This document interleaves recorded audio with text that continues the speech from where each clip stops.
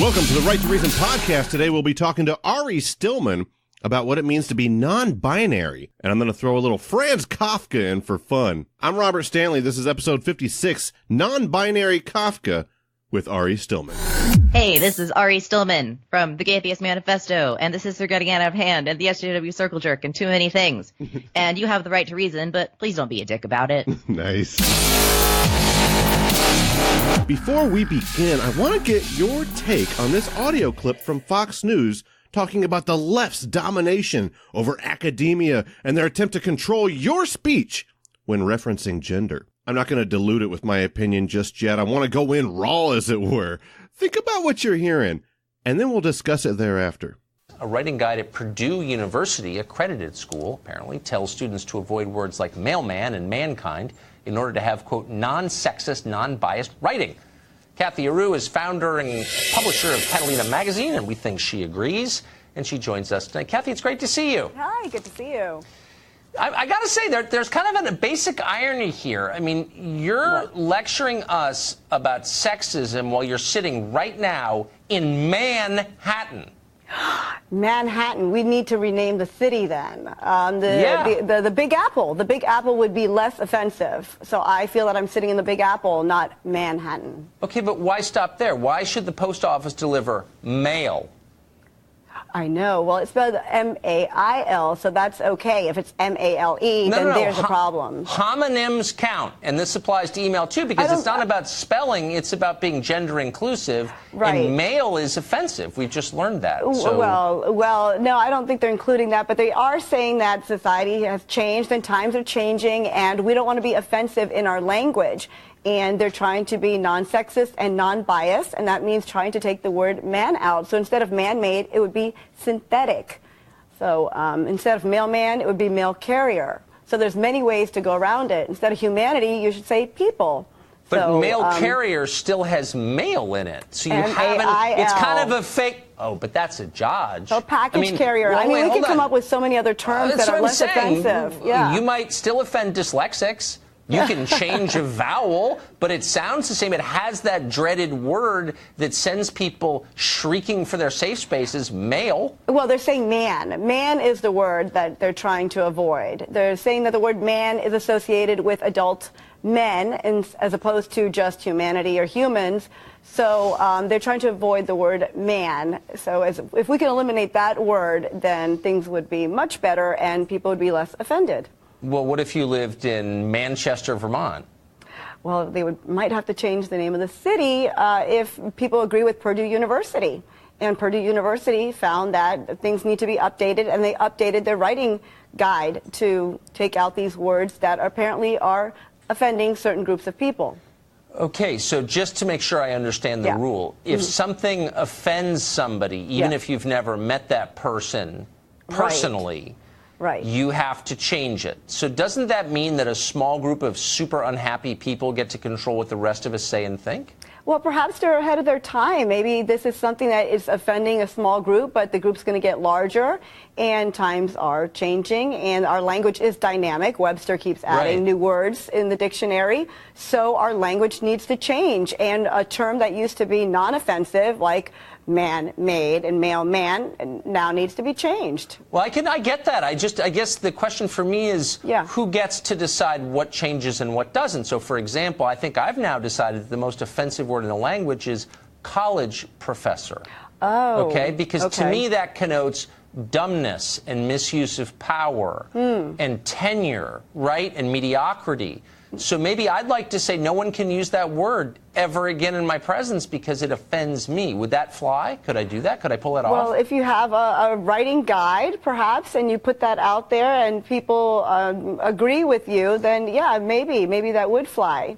But Purdue University did find a group that agreed with them, and the university backed them up, and there you have it. They have a writing guide that now is going to teach us how to not offend. But do you think they have the guts? I mean, it's one thing to bully the little rich kids who go to your school, because, like, what do they know? But do you think they have the guts? This is the heart of America. Yeah, no, of course. But if you're paying, like, 60 grand or whatever it is for, like, the fake diploma you get, you know, and you're not working, obviously you have privilege by definition, no matter who's paying for it. But it's easy to boss them around. Do you think they would have the guts to go to Goldman Sachs in New York and say, change your name now or else? They probably wouldn't shop there. Because what if they were shopping at Goldman Sachs? They might come up short because it's a bank. Because the name man is adult male, and yeah, we need to change it. Like woman, I mean, has the word man in there, so just call us a person. So Gold Person Sachs, would that be better? I think so. I'm less offended. Yes. And by the way, what if you just, since the rule is if you spell it, and I'll stop with this because I know this is angels on the head of a pin at this point, but if you spelled man differently, like M-A-A, so it was male man, but M-A-A-N. No, the profession, we know that the professions usually were male-dominated, and they've changed. So, no, saying male man and spelling it differently, that doesn't apply. We're trying to say this profession now applies for men and women or persons, all people. No man needed. Isn't there a man? No hold on. needed. Isn't there a man in the word woman? Call me a person. I'd be less offended. No need for woman. Okay. Yeah. In the end, the revolution always eats itself, as we often point out. Kathy, thank you for that guided tour of the linear regions. Appreciate it. No problem. And I'm not scared of your stirring power. See right through you anyhow. I see. So this is rather common amongst the right-wing agenda. It attempts to strawman academia and gender studies by painting the left with a brush of oppression and speech control.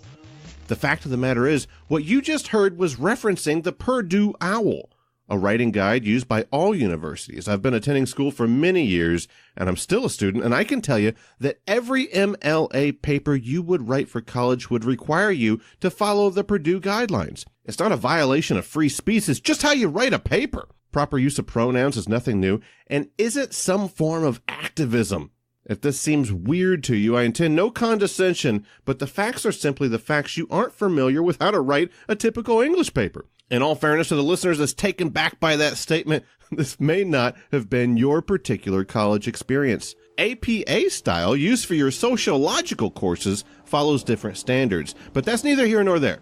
The goal of Fox News here was not to take an honest look at academia, but rather to promote a growing virus within American discourse. Fear-mongering and anti-intelligentsia. Be stupid. Be simple. Make America great again. That's the drug they're pushing. But this is the right to reason. And we like to actually discuss these topics. I, for one, could tell you that I honestly have some difficulty understanding what it means to be non-binary. So I'm here to ask questions. And most importantly, I'm here to listen.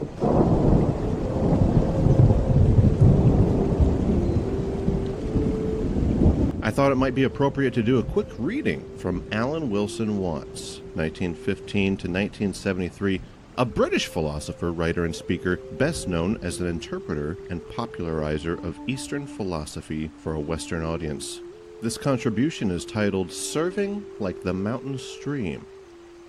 I was taught when I was a little boy that it was good to be unselfish and loving, and I used to think that I should grow up to serve other people, but after a while I found out that unless one has something to give people, there is nothing one can do to help them. Just because I thought I ought to help, it didn't mean that I had anything to give. Gradually, over the years, as I understood what it was that I had received of significance from the world, I realized that these things were never intended as gifts to be given in the usual sense of the word. However much one enjoys the song of the birds, they are not singing for the advancement of music, and the clouds are not floating across the sky to be painted by artists. And the words of the Zen poem, the wild geese do not intend to cast their reflection. The water has no mind to retain their image. When a mountain stream flows out of the spring beside the road, and a thirsty traveler comes along and drinks deeply, the traveler is welcome. But the mountain stream is not waiting with the intention of refreshing thirsty travelers. It is just bubbling forth, and the travelers are always welcome to help themselves. So in exactly that sense, I offer my ideas. Alan Watts.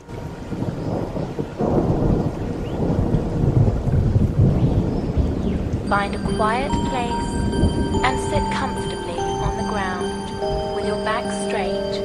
Make sure you are in a very comfortable position so you can let yourself go completely.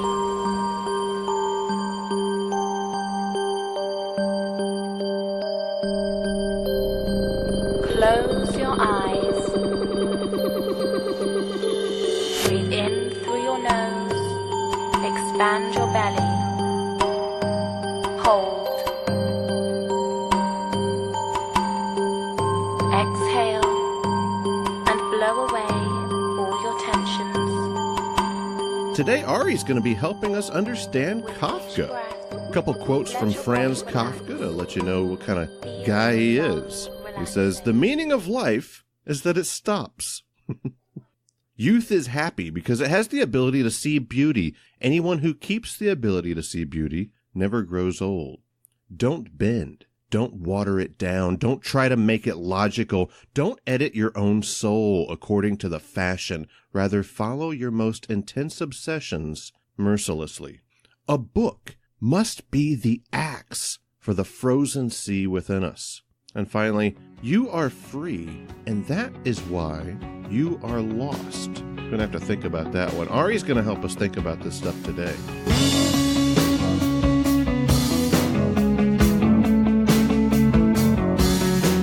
Ari, happy to have you here. Can you tell us a little bit about yourself? Oh, hello. Hello. My name's Ari Stillman. I am a human being. Hello, human. Sometimes I'm a human being.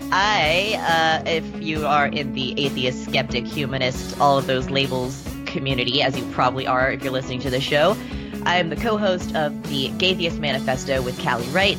I am the co-host of the SJW Circle Jerk, which comes out occasionally, with Jeremiah Traeger. I'm the co-host of The Cis Are Getting Out of Hand with Marissa Alexa McCool, who is, brilliant and awesome in every way.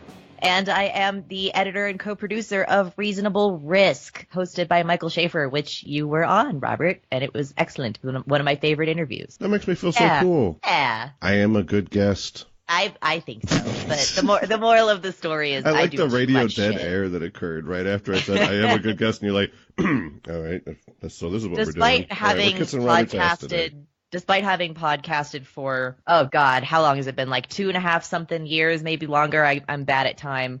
I still am very fucking awkward. I still do not know just how you to trying do to figure out how long you're going to have to go on talking good about me when you're the great. guest on the show. You're awesome. You're great, and you're awesome. Go on. Anyway, so I'm really happy to be talking to you. You do a lot of shit. I do too much fucking shit.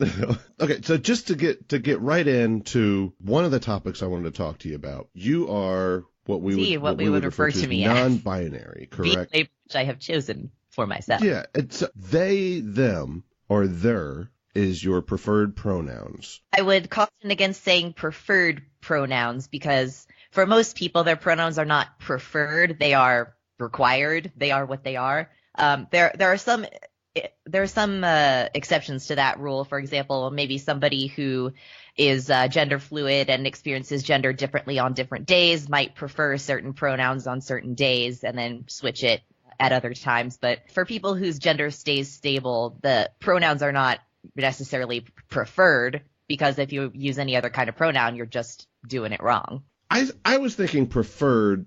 You said required, and I'm wondering, how can we require someone else's speech to be a certain way? Like, to me, that seems like if you were to say, Robert, you're a white dude, and I say, well, or you say you're a white dude, but you prefer to be called Caucasian. I say, well, I require Caucasian.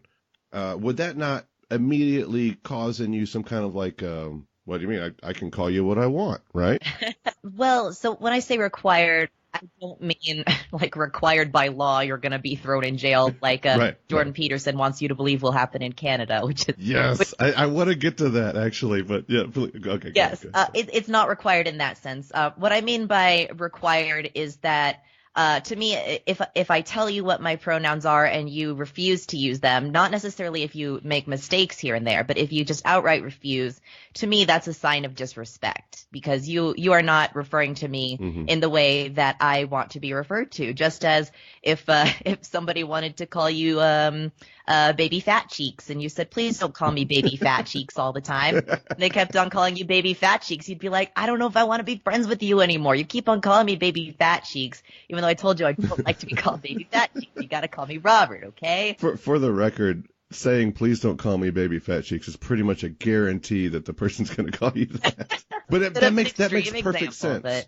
But what I like to say when people say, well, I don't have to call you by your pronouns, or I don't have to call you by your gender, you're absolutely correct. There's no legal or anything requirement for doing that. But I don't have to be your friend if you don't want to respect who I am as a person. Right. In the same way that if you were a black dude and somebody just decided to drop the N-bomb every other word, yep. you'd eventually be like, okay, look, I'm not enjoying this conversation. You're an asshole. So required would be, this is required to have a respectful discussion with you. This is required to have a relationship with you. This is required to maintain some kind of just general social etiquette. Exactly. And as I mentioned before, like, totally mistakes happen. I totally get it. I don't fault people for making mistakes here and there. It hurts sometimes, especially if it's someone that I've known for a very long time and they know better.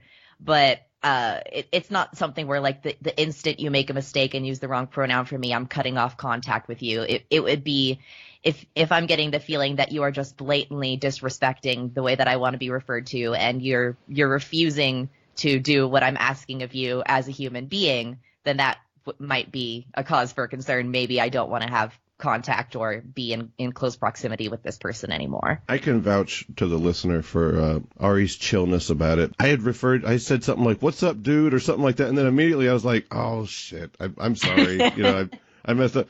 And Ari's like, "Don't worry about it. It's cool." Like, I get it. Like, different trans people that I've had on the show, each time I'm thinking, okay, this is going to be a challenge in discussion because I might say something stupid and then they'll get angry with me. And I think that's how a lot of society, the first thing that pops in my head is like right-wing people, but people on the left too, I guess a little. There's less of it from the left, of course, but a lot of people in society, they kind of feel like this is a touchy topic. I might make someone angry, but I can at least say, in my experience, I have not had that happen once, and I've had multiple transgender people.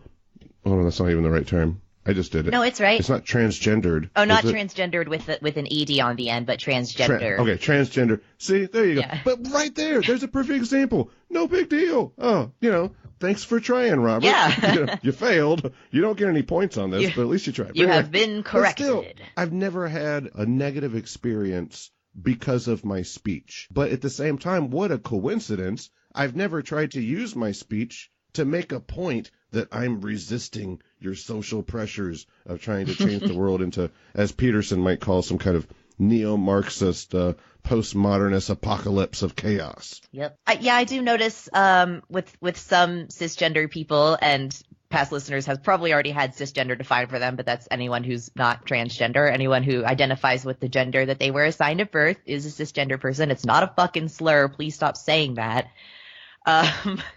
So a lot of cis people do have that fear of like, oh my God, if I make any mistake, then, the trans people are going to come after me and they're going to fucking cut me down and call me cis scum and a transphobe and all of that. And there are, I will admit, there are some people, you probably will find them mostly on the internet and not in real life, although of course they exist in real life too, but you are exposed to the Russian bots. Yeah, that's probably right. trying to cast trans people into doubt. You will come across some people who are touchy, and I don't personally blame them for that, because a lot of those people are people who have significant trauma around this area. They've been continually beaten down for being who they are, and so I don't blame them at all for getting angry whenever people seem like they're going down that same route of discrimination, transphobia, hate speech, anything like that. But again, like you said, for the most part, trans people are pretty understanding. There's something that Callie likes to talk about. So she likes to say, like, you have a right to mess up, but I also have a right to be upset about it. Right. So if you mess up and I get upset, especially like if it's somebody that I know knows better, then I feel like I have a right to be upset at that. And I don't think that they have a right to tell me, don't be upset. It was a mistake. I'm like, yeah, I mean, I'm going to get over it. I'm going to forgive you. But for now, just let me be upset with this. At least in my own experience and the closest relationship I have, and that's in my marriage, I've had to learn that. That's a typical dude bro thing that we all us dude bros, we got to figure this out. But don't try to delegitimize someone else's feelings. That's not going, like, if you're doing that in a relationship, whether it be marriage or friendship or anything, you're probably not going to be listening to that person. You're not going to be hearing them out. The wife and I, and she has to learn this with me as well. It goes both ways, but we'll have to figure stuff out where we'll say something like, okay, look, you are overreacting to this, just so you know, because you're in an emotional state. I am not, so I can recognize that you're overreacting. But at the same time, I'm not devaluing how you feel about it. What you're feeling is real. And I think that that's kind of more toward the latter instead of the former. Whether or not it's overreacting, I don't know. But I mean, at least toward the feeling part is the idea that someone saying you shouldn't feel this way or you shouldn't feel that way. That is just a major misunderstanding of human nature. Exactly. Yeah, that's just basic human relationship empathy stuff, which unfortunately some people are a bit lacking in. Now, what would you say? All right, let's mix it up a little bit, Ari. We're going to throw one at Ari, people. What would you say if a cis person said, I do not like to be referred to as cis? In fact, I require that you don't call me cis. I would say I think you are misunderstanding what cis means, because it's just a descriptor. It's not, some people like to think that cis is a slur because I guess trans people use that to refer to people who aren't trans. It's just a label to describe somebody who isn't transgender. And the only other label that people tend to use is normal, which is really insulting. Yeah. And that's the thing. It's almost like they don't get that. Okay, if you have, I always like to compare these topics of gender to race, because it's almost like people, well, most people, some people are still Neanderthals, but most people get the race thing. They're like, okay, we can't call someone a darky, or whatever. They get it. But in the same way, if you were to say, okay, imagine if you just called everyone people except the ones that were a different color, those people you gave titles to. Yeah. How would that work in a society? Well, that wouldn't work. Well, okay, so let's not just call everyone's normal except for the people that don't follow our gender standards. Those people get special titles. Yeah, so a lot of people will, I think, bristle at the term cis because they don't like being labeled, because they think they're the default. Again, if somebody said, don't call me cis, I'd explain to them that cis is not a negative thing. It's just a descriptor. But if you still insist on that, then fine. I won't call you cis. I'll just call you non-trans or something. But I'm definitely not going to call you normal, because that's insulting to everybody else. Well, that's fair. That's fair. And in the same venue of, you'd brought up Peterson. I've been reading a lot of Kafka lately, which I would not advise anyone to do. But, bad life choices. Yeah, it's super dark, but it really brings to light the awkwardness of society and of bureaucracy, the status quo, as it were. So I wanted to play something that's explaining the term Kafkaesque, and this is from TED Ed. And then I wanted to compare it to how cis, or, the normies, might attempt to pilot through the alleged storm of changing political correctness, right? Of trying to keep up with all these new social pronouns that you're throwing at them, Ari. How dare you? It's too hard. Joey. At the same time, we're not going to be able to communicate to someone that is having a hard time adjusting unless we can try to understand how they might feel in that scenario. It would be kind of reminiscent of our discussion that we were just having about how don't tell someone how to feel. If they are feeling this, that feeling is real. If we attempt to vilify others in the same way that they might want to vilify people that don't meet their gender standards, then I think we're going to have a hard time having any kind of productive discussions.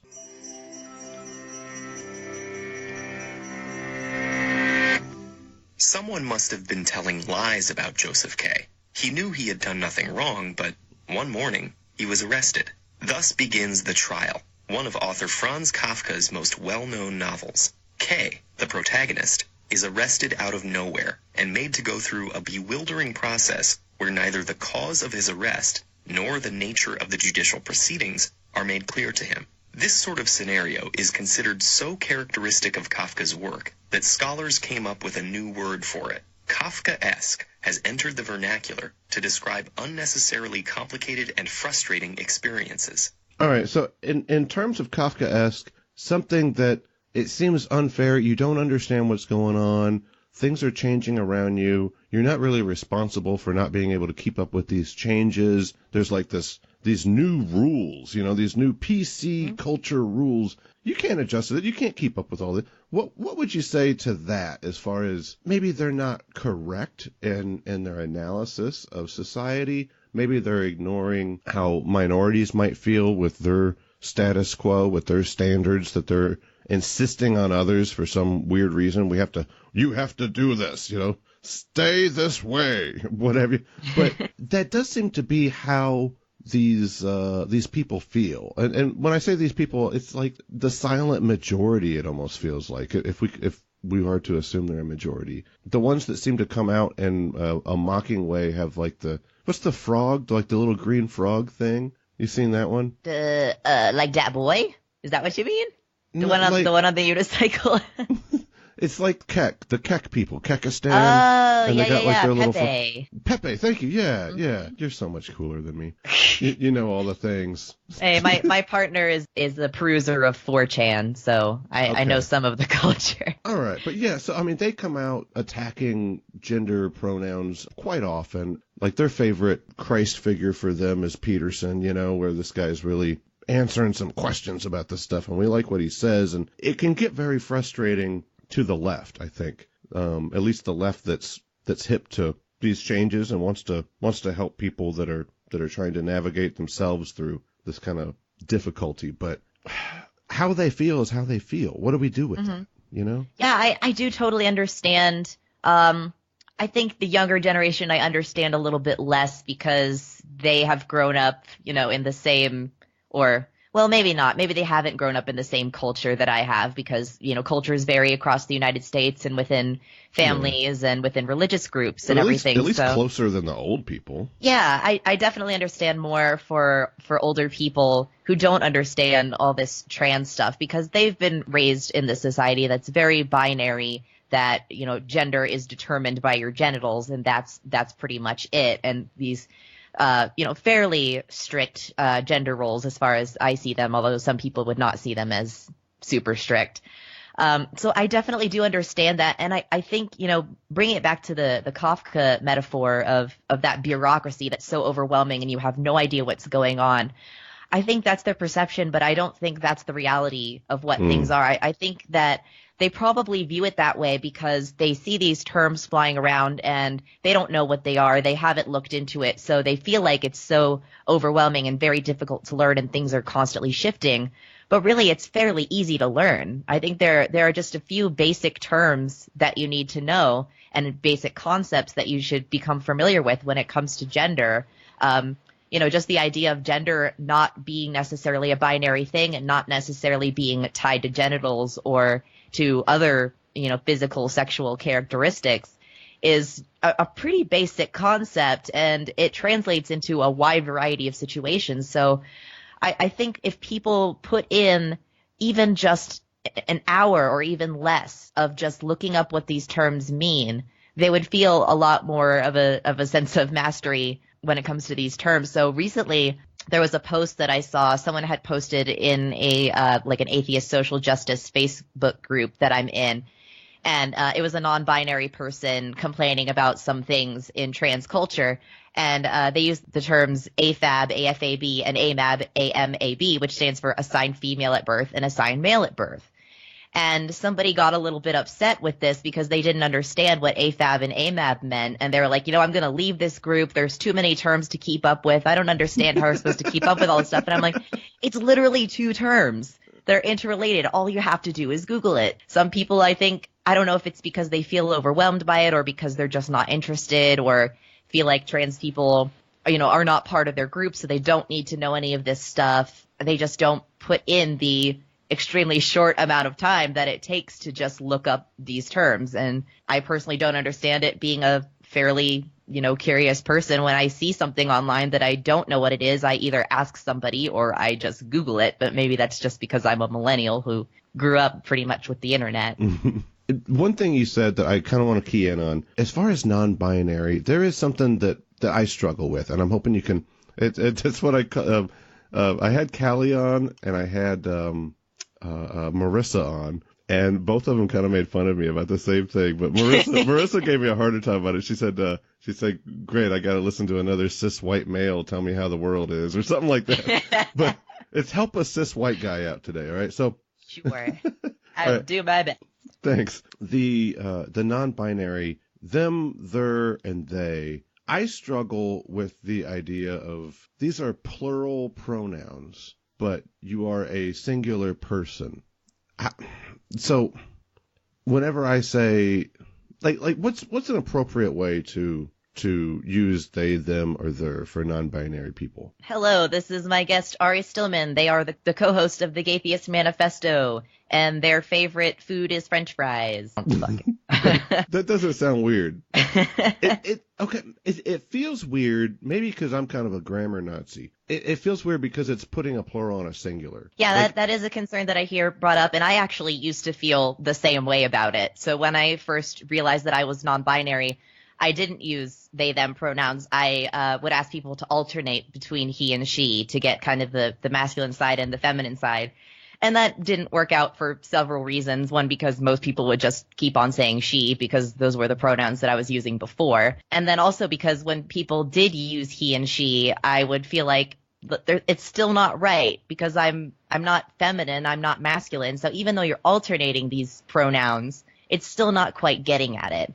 And, English does have a bit of a struggle because we don't have, a common use neutral pronoun that doesn't specify gender. They is typically considered a plural pronoun, but in common speech, and there's a podcast I can send you. It's not a long one. I think it's like 15 minutes long about the origins of using they as a singular pronoun. And it's actually been used for hundreds of years, which is super interesting. Do you have it off the top of your head, or is it something we should add in the show notes? I'd have to look and find it. I don't remember what it's called or where it's from because I'm awful. Ari's going to send it to me, and I'll put that in the show notes. That sounds like super interesting. Cool. And they talk to, etymologists about this. And if you think about it, you've used probably for almost your entire life, you've also used they in a singular sense as well, when the gender of the person is unknown. So one example that I like to use is, let's say you're at work, somebody answers the phone and they say, see, there it is, they say. Oh my God. Holy shit, Ari, you're right. I've been using let's say it's all this time.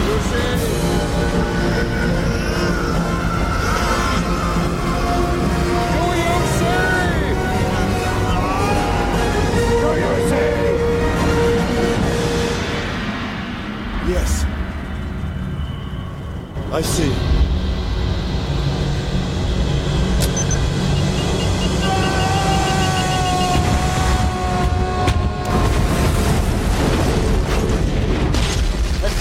It's Michelle who answers the phone, and Michelle says to you, "Hey, there's someone on the phone to you," and you say, what do they want? Because you don't know who it is who's on the other end of the phone. You don't know which pronoun to use. Yeah, so right. It's just kind of an extension of that. I love shit like that because light bulb. Yeah. Okay. Here's. I'm gonna give you a little bit of peering through the window like a creeper into my home. Okay. The first time, all right, it's going to be weird, all right? Nobody's got pants on. Anyway, so the first time I'd heard about this, and hopefully this doesn't make you feel bad or anything, I'm just going to try to let you understand, like, this was my first impression here, okay? First time I hear about this, the non-binary topic, I looked at my wife, and I was like, I can't keep up with this shit. That was my first impression, right? And she just kind of laughs at me. She's like, shut up. I was thinking, like, it just keeps coming. I don't understand this stuff. It just there's always a new one. And then they got the Z's and the Zers. I don't know what I'm supposed to do here. But, over time, I'm like, okay, dude, if somebody tells you that they prefer something over something else, what's the big deal, right? And now, after all this time, to hear you say, Robert, you've been doing this all along, and you do it when you don't establish gender. and I'm non-binary, so therefore I am neither one gender or the other. So can you do it for me? Exactly. You got it. Oh my God, that's not a big deal at all. It isn't. I don't know what else to say about that, but that is something that I am actually surprised by your reaction, like how ecstatic you are that you've kind of realized this, because for me it's not even a thing. Like live on air.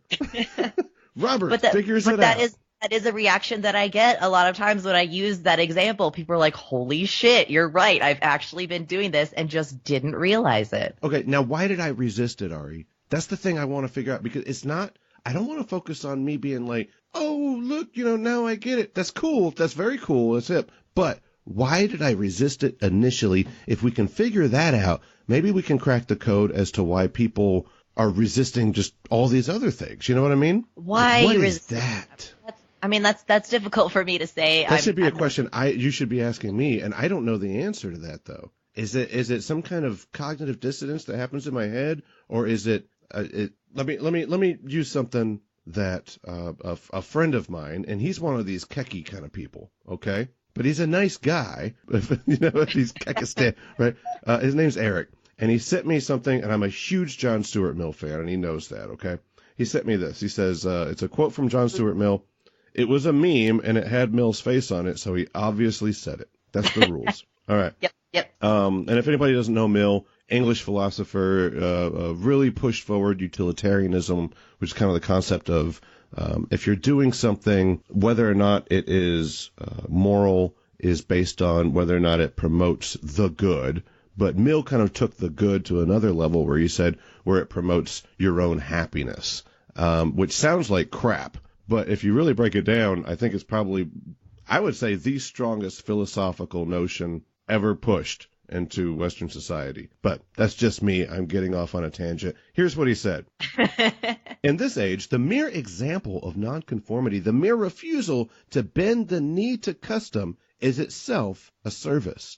And I think that's how a lot of these people feel, is that they're saying, I will not conform to your requirement of these gender pronouns. But it's almost, I'm working on something, Ari. Give me a second. Sorry. All right. Give me. Let it formulate.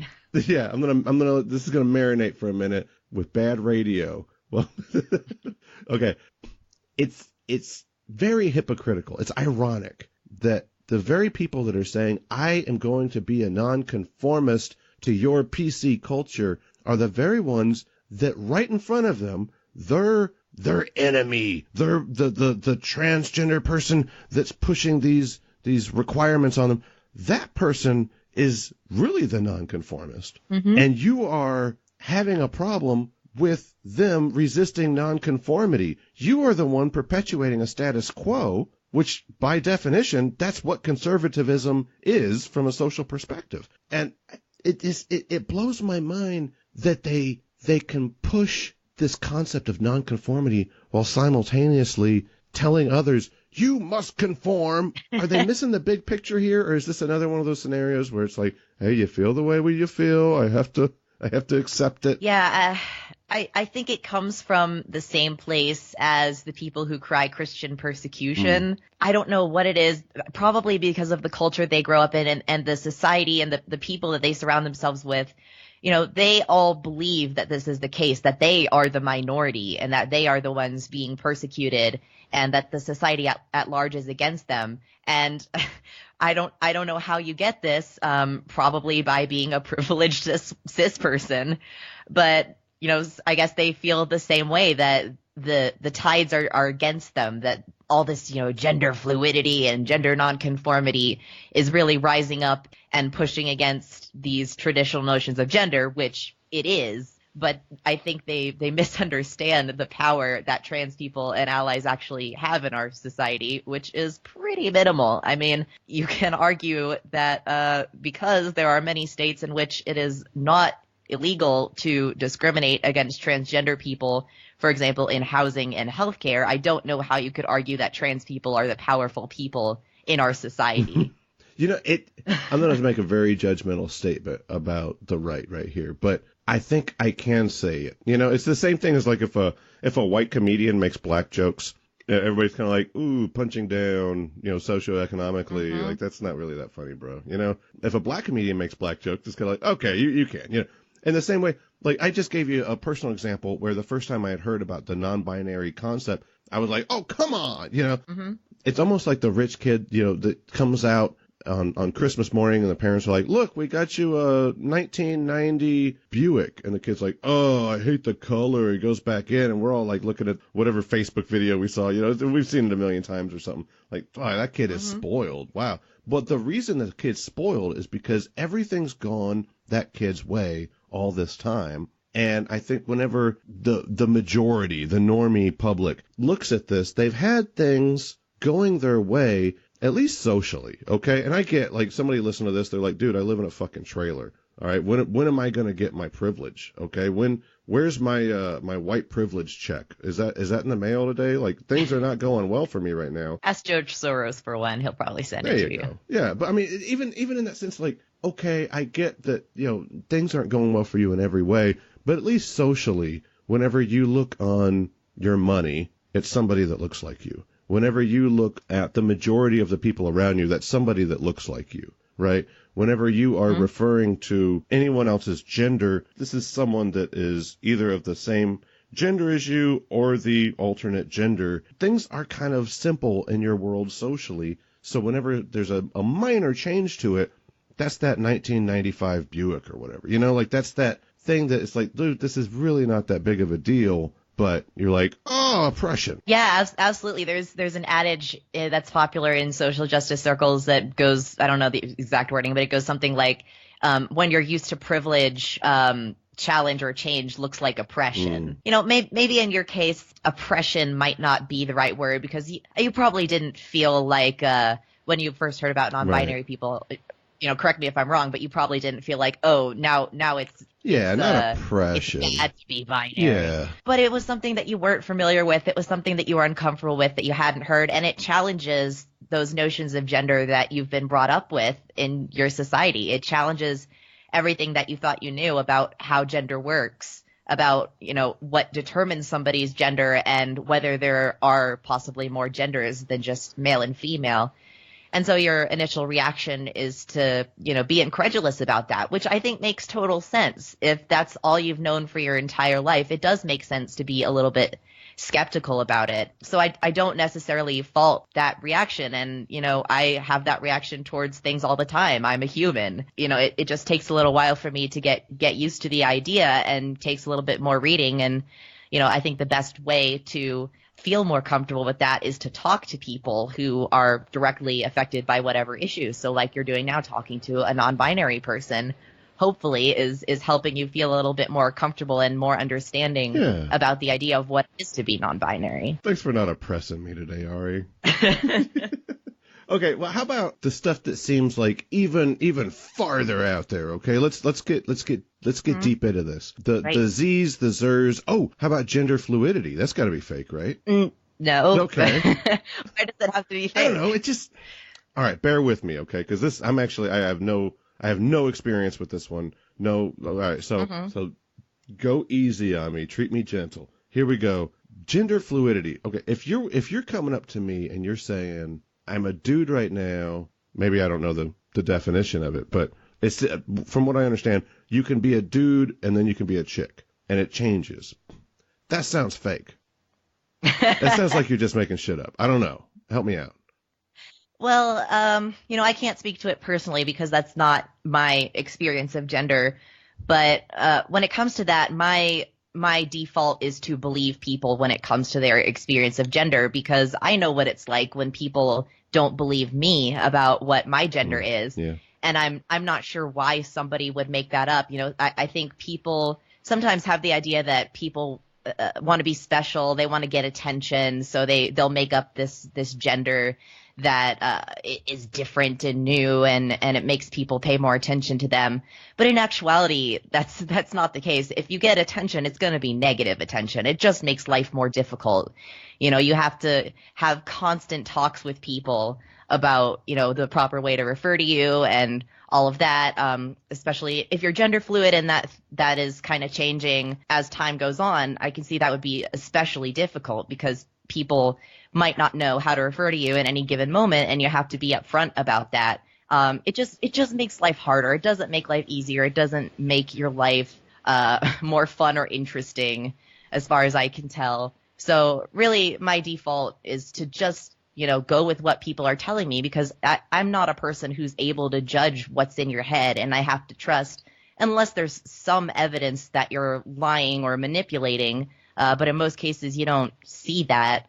Unless there's some evidence for that, then I would tend to just believe that person and have them, tell me what it is that their experience is, because I have no idea what's in their head. Is it wrong to call this a mental disorder? You're asking being transgender, is that what you're referring to? Right. I mean, whenever I hear something like gender fluid, my first impression is like, oh, okay, there's some wires crossed there, right? Is that a bad way of looking at it? It does seem kind of judgmental, but at the same time, gender dysphoria is a term that seems well accepted by the transgender community. Mm-hmm. Is it a mental problem? This is awesome. This is one of my favorite topics, because I'm a grad student in psychology on top of being trans. Right, so cool.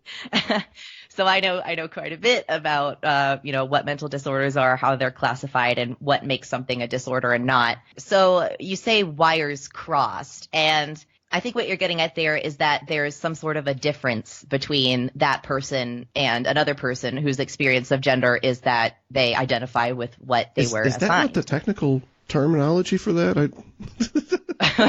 Wires crossed. I thought that was the actual not so much standard. Okay, sorry, go ahead. So there definitely is some sort of a difference in the brain, because everything is tied to the brain, as far as I'm concerned, when it comes to your personality, your identity. The problem is pathologizing it and turning it into something that's negative or that needs to be fixed. So the DSM-4, which was the previous iteration of the DSM, which is the manual that mental health professionals and other types of health professionals use to diagnose different conditions, had gender identity disorder as a diagnosis. And that was pretty much just being trans.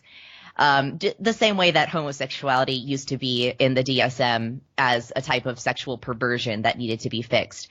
And as more research was done, it turned out that the scientific consensus became that being transgender in and of itself is not a disorder, because the definition of a mental disorder is something that causes significant distress and impairment in your life.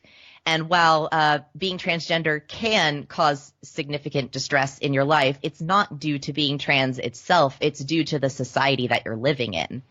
A lot of people will bring up, for example, that trans people have higher rates of depression, anxiety, suicide attempts, or completed suicide. And that is true. But the research has borne out that is not in and of itself because of being transgender. That is because of the prejudice and the trauma that many trans people endure. There's research out there that shows that when especially trans kids are supported by their family, when trans adults are supported by their social system, when they have access to transition-related health care, their outcomes are far, far better. They don't have that significantly higher rate of depression, anxiety, suicide, all of those things. So in the DSM-5, it's been kind of reformulated, changed from gender identity disorder to gender dysphoria. And actually, really, that is just pretty much for insurance purposes. People don't realize that the DSM is not just a book of mental disorders. There are tons of things in there that are not considered mental illnesses or mental disorders. Erectile dysfunction is in there, narcolepsy, restless leg syndrome. These are all things that are in the DSM. And the reason why they're put in there is because these are things that mental health professionals and other types of healthcare professionals would be able to diagnose for a person. And a lot of times it's for treatment and insurance purposes. So if you don't have a diagnosis of gender dysphoria, you might not be able to access, hormones or surgeries or therapy or whatever it is that you feel that you need for your transition. So people will point to that and say, oh, it's in the DSM. That means it's a mental illness. Yeah, I've heard that. Not everything in the DSM is a mental illness. And a lot of it is just so that people, because of our fucked up healthcare system, you have to have some sort of diagnosis on your record in order to be able to access these further treatments that you may need. I just got my mind blown by Dr. Stillman That is Hey. such almost doctor, right? No, I've still got quite a few years left to go. I'm in my first year of my master's program now, and after I finish with that, then I'm going on to a PhD. So it'll probably be about 6-ish years before I'll be Dr. Stillman. Recent congratulations on the bachelor. BS or BA? BA. Awesome. I actually got it like 4 years ago. I kind of stalled on getting into grad school. Oh, okay, cool. Well, you just blew my mind. Like that makes so much sense. I mean, boner problems are in there. The reason why some of those things are in there is because they're brain-based disorders. So things like like Alzheimer's disease, Parkinson's disease. Those are brain-based disorders. They're derived from the structure of the brain and from the neurochemistry of the brain.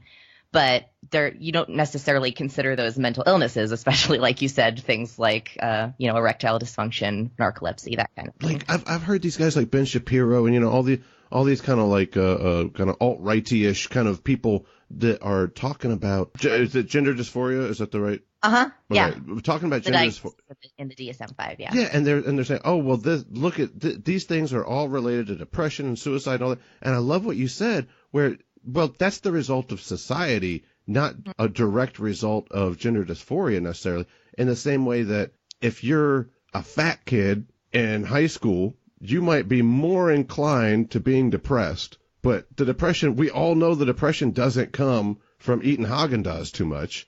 Okay. You might even be eating a lot of ice cream because you're depressed. It might be chicken or the egg there. But we all know that you're probably getting picked on a lot. That's not hard for us to figure that out. But whenever it comes to something, I guess, kind of new to culture, we immediately are like, oh, that's the other. Let's vilify it. And anything that society does to that person is that person's fault because you're being different. Yeah, exactly. And that's not just my opinion. There is lots of research in this area, and I could send you some. I'm actually one of my classes for my master's that I'm taking right now is a class about trauma, and I'm writing for that class a literature review about trauma in the transgender community. And so I've read, several articles that talk about better outcomes for trans people. And again, it goes down to that social support and that access to healthcare. I wanted to bring it right back to Kafka and kind of end on Kafka's most famous work, Metamorphosis. Metamorphosis is the story about this dude that turns into an insect overnight and then has to go on about his day, right? Mm-hmm. I'm using this analogously to trans people, but I really don't want to have like the negative connotation of saying like they're insect-like or something like that. So please give me a little bit of a grain of salt. We're using very... It's just a metaphor, people. Don't be so triggered. It's old philosophy here. And I don't think Kafka was trying to refer to the LGBTQ community right here, but I think it's interesting. If you kind of listen, this is the very beginning, the first chapter, the first sentences from the first chapter of Metamorphosis, and read by everybody's favorite detective, Benedict Cumberbatch. So that's cool. Bendy Dick Cucumber Patch. What? Did you say Dick? I did. I said Dick. All right, hold on. Here we go. Does that sound like the beginning of Godfather? I haven't seen Godfather. I'm terrible at movies. Please don't hate me. Oh my God. I'm really bad at every movie. If you ask me, have you seen this movie? Is like a 99% chance I'm going to say no for any movie. I bet you've seen all the Harry Potters. Yes, I have. I pegged you, Ari. I get you. All right, here we go. Metamorphosis by Franz Kafka. Part 1. When Gregor Samsa woke one morning from uneasy dreams, he found himself transformed in his bed into a monstrous insect. He was lying on his hard, shell-like back, and when he lifted his head a little, he could see his dome-shaped brown body, banded with reinforcing arches, on top of which the blanket maintained its precarious hold. His numerous legs, pitifully thin in relation to the rest of his bulk, danced ineffectually before his eyes. What has happened to me, he thought. It was not a dream. His room, a normal, though rather too small human room, lay peacefully between the four familiar walls. Above the table, on which a collection of cloth samples had been laid out, Samsa was a travelling salesman, hung the picture that he had recently cut out of a magazine and mounted in a pretty gilt frame. It showed a lady in a fur hat and boa. Gregor's eyes then focused on the window and the gloomy weather. You could hear raindrops beating on the metal windowsill. God, he thought. What a strenuous profession I've chosen. All this wretched travelling. These early mornings are very bad for the brain. A man needs his sleep. Oh, to hell with it all. If it hadn't been for my parents, I'd have handed my notice in long ago. Oh well, there's still a gleam of hope. Once I've got the money together to pay back what they owe my boss, it might take another 5 or 6 years. I'll definitely do it. I'll make a fresh start. Meanwhile, though, I'd better get up. My train leaves at 5. I was just thinking about, that was a long segment there. Okay, so anybody listening here is probably thinking, Robert, what the fuck is that? If you don't know Kafka, Kafka's weird, okay? The point of this... Thanks for the high school English class. So,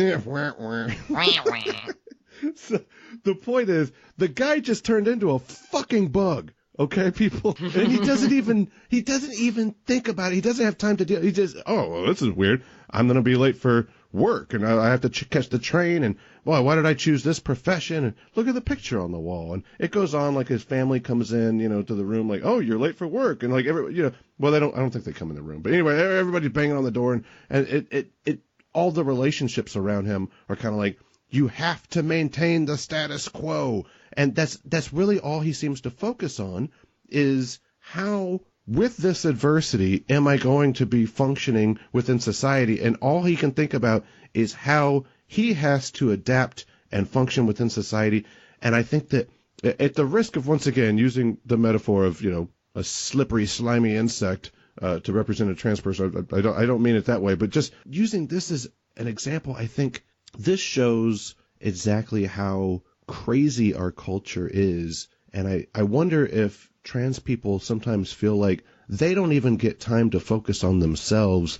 They have to have this defense up at all times of someone being cruel to them, or you're not fitting into what you're supposed to be properly, or you have to keep doing all this adaptation, and at no time do you get to realize that you've gone through a transition. Is it ever kind of like that, do you think? Yeah, I think so. I think it's probably more so that experience for binary people because, so for example, you've had Marissa on the show. I don't know if she talked about this, but she's talked about on our show and in private conversations about how she feels a lot of pressure to perform as more feminine than she wants to, because if she doesn't, then she is, at risk for being misgendered or even being the subject of harassment or violence. So she talks about how, she puts on makeup and, girly clothes, even on days when she doesn't want to wear makeup and she just wants to wear t-shirt and sweats, because if she, goes out in society without that makeup on and without the girly, whatever that means, clothing, then, people will look at her strangely because they can't tell, oh my gosh, is that a man or a woman? What's going on with that? So she just wants to go about her day, but she has to put on this kind of, performative femininity that she doesn't really feel sometimes or doesn't have the motivation to go through sometimes. Like overcompensating almost. Yeah. But that's something she not by her own choice. She almost has to make everyone else feel comfortable. Yeah, exactly. And that's something that a lot of trans people experience. I think, for my case, I have very short hair, and one reason why I do that is because it makes me look more androgynous. I've been thinking the last few years, I'm like, maybe I should grow my hair out some more because I kind of miss the feeling of having a ponytail and having long hair, which I haven't had since I was in middle school. But every time I think about that, I'm like, no, because then people are going to start seeing me as more feminine, and I don't want to have to deal with that. So, that's an example from my life. Bringing it back to the Kafka example of how he just, even though he's now, an insect and people are seeing him differently, he just kind of wants to go about his normal life. Yeah. And that's how trans people are. Being trans is a small but sometimes significant part of our identity. And a lot of times we kind of wish it were a smaller deal than it is. We just want to, have our families and have our work and our friends, and we don't want our gender to be an issue. It only becomes an issue when other people make it one. Being non-binary, being trans is not in my day-to-day life a huge chunk of my time is not devoted to that. Other than, I choose to be involved in education and to do podcasts talking about these issues. But if it weren't for that, but it's not like you're like 4 to 12. I'm transing. Sorry, I'm going to be busy around 8. Oh God, yeah, that would be great. Yeah. But other than that, it's not that big of a thing. Other than the time that I have to spend, trying to access whatever transition-related stuff, or explaining my gender to other people who ask me questions. Other than that, it's not a huge deal. Thank you so much for being on the show today. I learned a lot, and hopefully the listeners had a similar experience. Mine was like, wow, yeah, yeah. But I hope everybody learned something from you today. And what did you learn, Ari? Cis people still are getting out of hand. You're like, I didn't know I was supposed to learn something. All right. I learned a little bit about philosophy. You did? Yeah. But before we go, can you tell us where we can find all of the stuff you're doing? Because you're doing a bunch of stuff. So yes, all the various podcasts can be found at all the various podcast places. They are the Gaytheist Manifesto, where we talk about the intersection of secular humanism, atheism, and the LGBT movement. The Cis Are Getting Out of Hand, which is me and Marissa Alexa McCool just hating on cis people. So if you're a little bit sensitive, you might not want to listen to that. But we need our place to gripe without cis people saying, you can't say that about us. The SJW Circle Jerk on the podcast things. We haven't released an episode for a while, but we actually have one that is waiting to be edited as soon as I get some fucking time. So hopefully that'll be up soon. SJW Circle Jerk. Yes. Okay. There's a story behind that name. And also Reasonable Risk Podcast, which is technically not my podcast, but I get paid to make it sound like semi-professional. It is done very well. Listen to that. And if you want to contact me directly, best place is Facebook. I am Ari Stillman. My current profile picture says no gender. This is a gender-free zone. So please don't bring all your gender crap into my Facebook profile. Thank you very much. It takes a lot of work to make Michael Schaefer sound good. So, oh, zinger. Ba-ba boom. Sorry, Mike. All right. He actually has a great voice, doesn't he? I think so, too.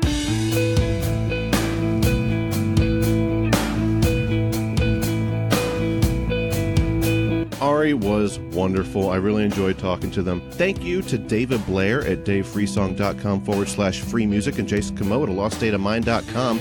You can find all of our videos and content at therighttoreason.com. Next week, we'll be getting back in a debate. Question: do you have free will? I say no. This coming Sunday, I'll be debating Daniel Goggins, and he'll be defending the compatibilist view while I argue from the side of determinism. Whether you have the inclination, courage, or free will to exercise it or not, you have the right to reason. In the DSM-4, the previous iteration of the DSM, which is the... Wait, are you laughing? Oh, fuck. I knew that was going to screw it up if I was blowing my nose, but I tried to get as far away from the mic as I could. Okay. You're going to have to... Now I'm laughing, but... You're like, are you fucking laughing at me, asshole? Like, I actually know what I'm talking about.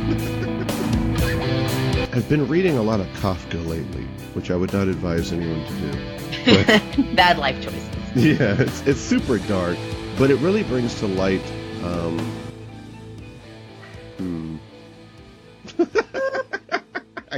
I got nothing. I like how I said it's really dark, but it really brings to light. That's pretty cool. I'll sort of... It's a mixed metaphor. Which, yeah, like Trump, draw a red line in the sand. That's what he said. I'm like, what the fuck, Trump?